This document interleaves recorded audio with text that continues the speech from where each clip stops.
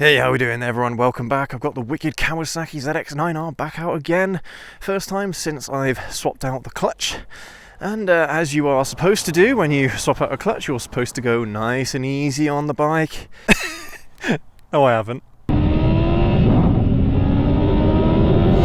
Break it in a little bit, don't be too stupid. I've been pulling willies.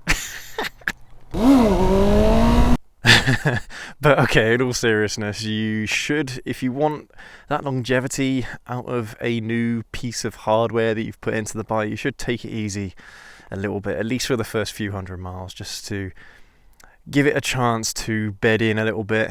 And yeah, and then from there you should be pretty much good to go. But in today's video, we're going to discuss whether or not this motorcycle has been worth it for me. Now, I've put on about 1,000 miles since I bought this bike, which is actually quite a lot. How long have I had this bike for now? What, 6 weeks?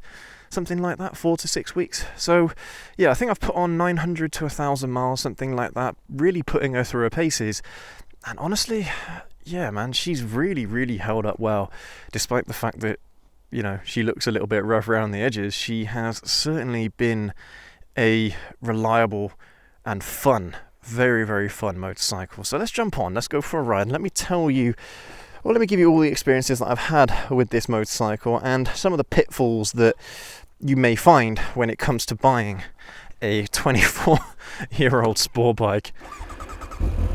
Because there can be a number of pitfalls, I'm not going to lie. It is a risk. When you're buying these sorts of bikes, or when you're buying any used bike, it's a risk. But the older the bike is, the more risky it is, really, strictly speaking. But I mean, especially with this bike, because this bike had no service history whatsoever. It had absolutely nothing. I mean, all it had was just a few pieces of paper from the previous owner of some of the work that they had done to the bike. And to be fair, they had spent a fair wad on this bike over the year that they owned it. I think they spent about £800 or so. So yeah, they really liked the bike, and they wouldn't have put the money into it if they didn't think it was worth it. But the biggest problem that I had when I bought this bike is the fact that it had been sitting around for a while. And old cars, old bikes, they really don't like just sitting around. You really have got to use them to keep them going. I mean, to be fair, the previous owner did have the MOT on it the whole time. They had it, and they rode it every once in a while, so it wasn't exactly like it was stuck in a barn for the last 20 years or something like that. You know, if it's been in storage for 6 months or so, not necessarily a big deal. But when you're talking about years, you know, if it's been in storage for years, then yeah, that should raise an eyebrow. But you know, I gave this bike the benefit of the doubt, especially after the test ride, because everything seemed to be running pretty sweet. And at that point, you know, if everything runs and rides the way it should, then you shouldn't have too many problems, despite the fact that, yeah, something could break at any time. I mean, well, for me it was the clutch. The clutch went on this bike. Even though the clutch had a little bit of life left in it, I went ahead and just swapped it out, because it's actually quite a cheap and easy fix anyway. So it wasn't... Yeah, man. She's got a lot of life left in her still. Yeah, she's fun. Really, buckets of fun. And I mean, from the experience that I've had over the past month or so, on this bike, it's been very positive. Very positive. She has been buckets of fun, and I don't regret my purchase whatsoever. I mean, even if she breaks in the next few months, it doesn't matter. You know, it doesn't matter to me. It's at that point, I mean, well, at this point right now, any days that I get to ride this bike and it's a good experience are bonus. Are just a bonus. Bonus days.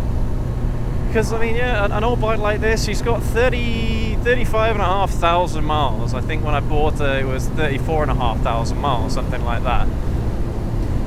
And bikes, well, you know, bikes can last a very long time if you look after them, but that's the problem. I don't know the history of this bike, so it could go at any moment. I don't know. I know it had been serviced in the last year, and I know that, well, I did a service on it as well the other week. I did an oil change on it the other week, and yeah, she's been happy. She seems to have been very, very happy throughout the whole time that I've had this bike. So for my eyes, and I know it's only been a short period of time, but for me it has totally been worth it.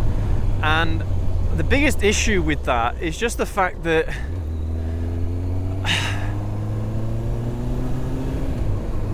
in some of the video ideas that we've got that we want to do with this bike, I may end up breaking it in the process, and I really don't want to, because she's such a good bike. This bike isn't a junker, you know. It's that typical kind of thing, oh, it's on its last legs, it's a junker, you know, just run it till it dies, that kind of thing. But honestly, I genuinely think this bike has got a lot of life left in it. Its timing is spot on. It runs really well. Yeah, it vibrates and it shakes a little bit, you know, the plastics shake because it's an old bike. Yeah, things are gonna rattle and they're gonna shake, but you can usually tell if an engine isn't running right. If an engine is running a little bit rough, you can tell. More often than not, you can tell straight away. But this has given me no signs, no indication that the engine is going. Even like the starter motor and things like that. I mean, when I first took a look at this bike, the very first thing that happened was the starter motor wouldn't turn the bike over. I mean, luckily enough, I'd done a little bit of research beforehand, and that is something that can happen on an old starter motor. The bike sometimes won't start. It could be the starter solenoid or something like that. So I wasn't too concerned with it, and I mean, after I moved it a little bit and played around with it whilst I was there, I managed to get it going. And after that, I've learned that, well, this bike's got a funny quirk, and all bikes do, all right? All old bikes have funny quirks. But with this one, the bike doesn't always start when you've got the clutch pulled in. Now, traditionally, that is what you should do. When you start the bike, you should pull in the clutch before you start it. One, just in case it's in gear, but also, even if it's not in gear, it takes a little bit of pressure off the starter motor. All right, because then instead of it having to just turn the crankshaft, it's having to turn the transmission a little bit as well. So it takes a little bit of pressure off that kind of system. But I've realized that if it doesn't start with the clutch pulled in, it will start every single time with the clutch out. I don't know why, it's something I've got to look into, but yeah, it's a little bit weird. And one other thing that this bike has that I've noticed over the last few weeks is it's got a few electrical gremlins.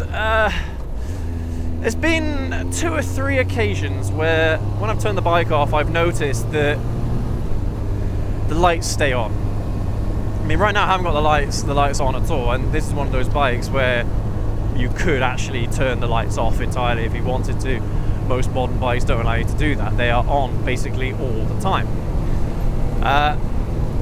But even when with the lights turned off, when I would turn the bike off, turn off the ignition, sometimes the front light would be on and stay on even though the key is out the bike. Sometimes the rear light would stay on, or sometimes the rear light would turn on and it won't go off. And what I've got to do is I put the key in the ignition. I've got to turn the bike on again, basically at the ignition, not start her up, but just turn on the ignition. And then from there I can turn the bike off and the lights go out. You know, it's not a problem at that point. But there's a few quirks with this bike for sure. And the brakes as well. I mean, I gave them a clean recently, but I think they're going to need a rebuild. Let me know what you think down in the comment section below about that. They seem to be doing all right, but they do still stick a little bit, just a little bit. So cleaning them has helped, but not as much as I would have hoped, as I suspected. But I mean, again, I've got no idea the last time these brake calipers were rebuilt. Probably never. So yeah, I don't know. It wouldn't surprise me if they've never ever been touched. So we'll have to wait and see on that front what happens. But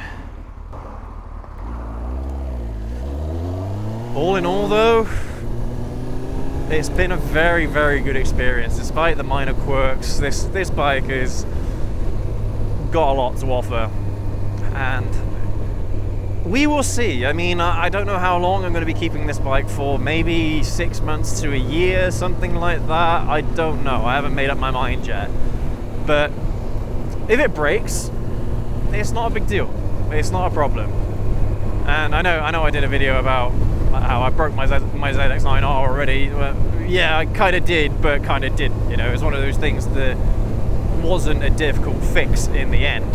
So it's not really a big deal, but something catastrophic could go wrong with this bike at any time, and I think you've kind of got to come to terms with that old bikes can be very reliable, but they can also be not very reliable. It really depends on how they've been treated, their history, their service intervals, and even then it kind of depends a lot on how they've been manufactured.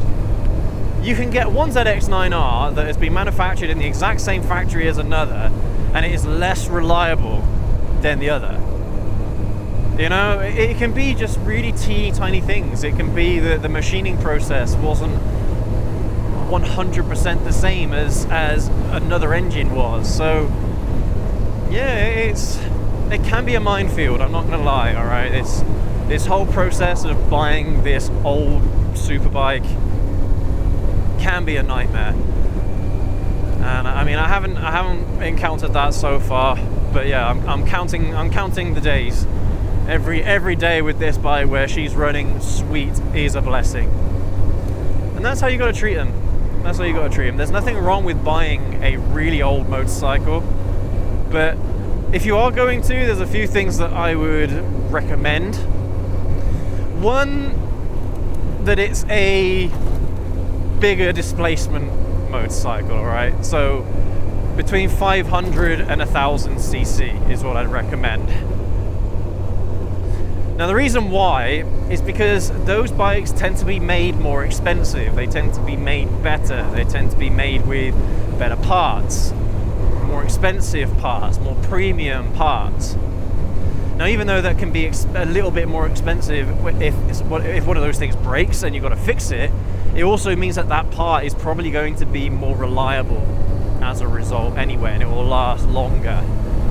Okay, so it's like if you try buying, I don't know, a 250 or a 125cc from 1995, it probably isn't going to be anywhere near as reliable as a 900cc of the same era. Again, another 1995 era cc bike, 900cc bike. Because that's the thing, you see a lot of these around still. There's a lot of ZX-9Rs, there's a lot of Thunder Races from Yamaha, there's a lot of CBR 900RRs as well around from Honda. And I'm pretty sure there's still quite a few Gixxers around from that era also, 1 litre Gixxers or around that kind of displacement. So even though it can be a minefield, it's one of those things where if you know what you're looking for, if you know what to look out for, then it can be a pretty good buy. Now, I'm not going to say for a second that they're going to last forever, because they're not, alright? These things are never going to last forever. Because internal combustion engines, everything touches everything. It's all friction. So over time, that friction is going to wear. Now, that's what oil does. Oil is there to minimize the wear on the engine components. But again, that's not a be-all, end-all solution. And even though certain bikes, they can go over 100,000 miles and not have any problems, most bikes don't even reach 30,000 miles or 40,000 miles. I mean, take that Thunder Race that I was looking at as a prime example. It had 45,000 miles on it, and that bike was literally on its last legs. Literally. So it is what it is, unfortunately, with these things. But in my particular case, with this particular bike, no, she's been absolutely wonderful.